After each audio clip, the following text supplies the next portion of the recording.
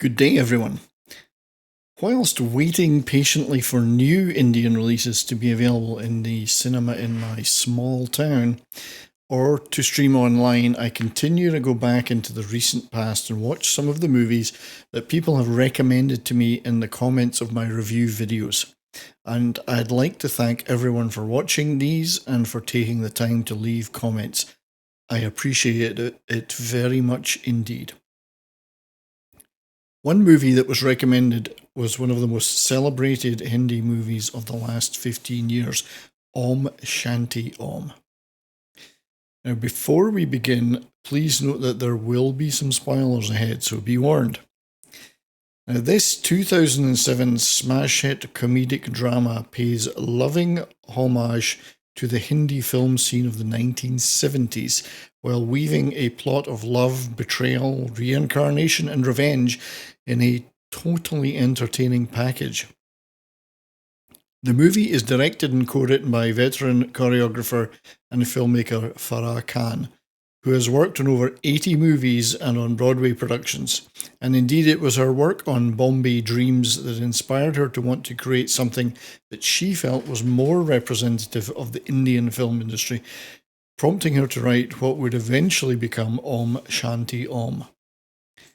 Now, the lead roles of junior film artist Om Prakash Makhija and his reincarnated superstar double Om Kapoor are played by superstar Shah Rukh Khan, or SRK for short. And the movie was also produced by his wife Gauri Khan through their joint production company Red Chillies Entertainment. It's easy to see why SRK has become one of the top film stars in the world, as he's got a kind of a versatile charm and charisma, and his charisma is really strong, whether it be drama or comedy. And I recently enjoyed his movie-stealing appearance in Brahmastra, and I'm very much looking forward to Pathan, which is coming out in January 2023. Playing opposite him in dual roles as Bollywood star Shanti and her future doppelganger Sandy is Deepika Padukone in what was her first Bollywood starring role. Om Makhaji's close friend Papu is played by Shreyas Talpady, and his devoted mother Bella, who never stops believing over decades that Om Kapoor is actually her reborn son, is played by Kiran Kher. But a special mention must go to Arjun Rampal, who plays the villainous but smoothly charming husband of Shanti, and film producer Mukesh Mehra.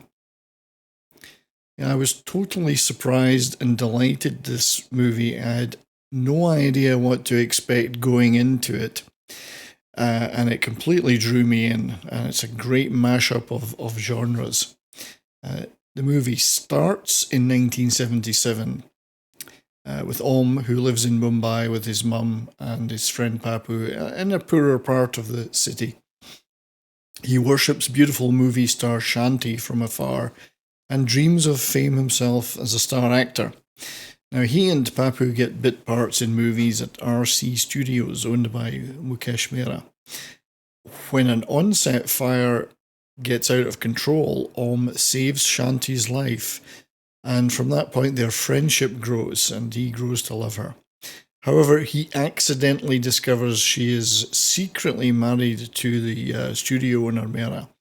Mehra, however, is a bit of a bastard and believes that she is a threat to his career, especially in America, and he stages a heartbreaking confrontation with her and traps her on a burning set. And despite Om's efforts to save her, she is lost and Om is sadly killed too. But strange things happen on this night, and due to the strength of Om's love, he is reincarnated as the son of famous actor Rajesh Kapoor.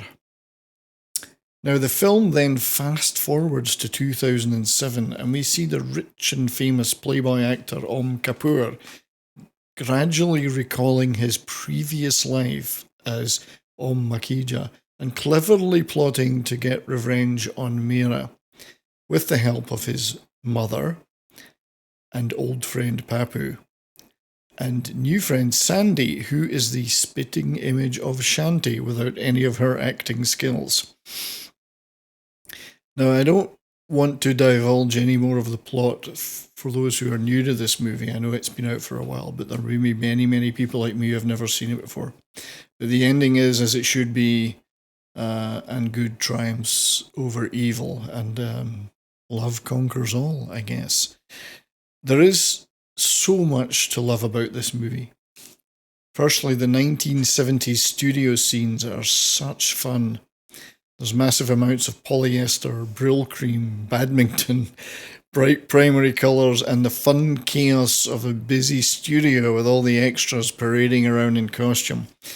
And the sequences with Om and Papu on set in various historical epics, and Om in a red pleather cowboy outfit wrestling a stuffed tiger, are hilarious. And the production design, the costume and sets, they're all superb, and it's a beautifully shot movie. Absolutely brilliant lighting and colour. So fast forwarding to the 2000s, and the ironic fact is that Om has been reincarnated into a famous film family, and he has the stardom he always longed for. And again, the setting is spot on for that era, with hip-hop music, entourages accompanying him Om everywhere, overbearing stars and fawning crew, and lavish music videos, which are brilliantly created. Now the soundtrack, the songs, and the choreography are all fantastic. The opening of the movie is a brilliant recreation of the recording of Om Shanti Om from the movie Cars, but this time with Om in the audience and getting heavily into the groove and in getting involved with the action on the set in front of him. I have to say, I totally love this song, by the way, Om Shanti Om. It's a real find for me to find that one. It's fantastic. Now, the blending of vintage movie footage with Shanti and Om performing Doom Tana is really impressive too, and not to mention how stunningly beautiful Deepika Padukone is. Dard-e-disco is comically good with a hip-hop beat and a bevy of beauties backing up a ripped Om having water poured all over him. It's 2007 music video tropes to a T. And there's many other great songs and a great soundtrack. And the Dewangi sequence features a bevy of cameos from Indian stars. And in fact, the entire movie is a love letter to Indian cinema, with cameos, tributes, and references. Too many to mention. I've had such fun looking them all up and learning about the background to all of those references. I did really love the performance, though, of antagonist Mera by Arjun Rampal. It's the only thing separating his character from a Bond villain was the lack of a stolen nuclear submarine. He's very emotionally cruel and selfish, but it's not a one-note performance, as he has a lot of smooth charm. I did find Mira's motivation for rejecting his beautiful wife Shanti as pretty hard to grasp, though. I mean, she's a very beautiful and very sweet person, and that seemed a slightly unreal part of the plot, but it's one of the few issues I had with the entire movie. Otherwise, it's fantastic. But ultimately, the film is about the triumph of love, true love. It's full of optimism, and it's got the unshakable bond of friends and family. It's just a ton of fun. Absolutely brilliant entertainment, and I loved it. And I would very much urge anyone who's not seen it to check it out. It's available on streaming services, and it's, as I say, it's a great deal of fun. So anyway, thank you very much for watching this video. If you enjoyed it, please leave a like and a comment and consider subscribing. And until next time, be well.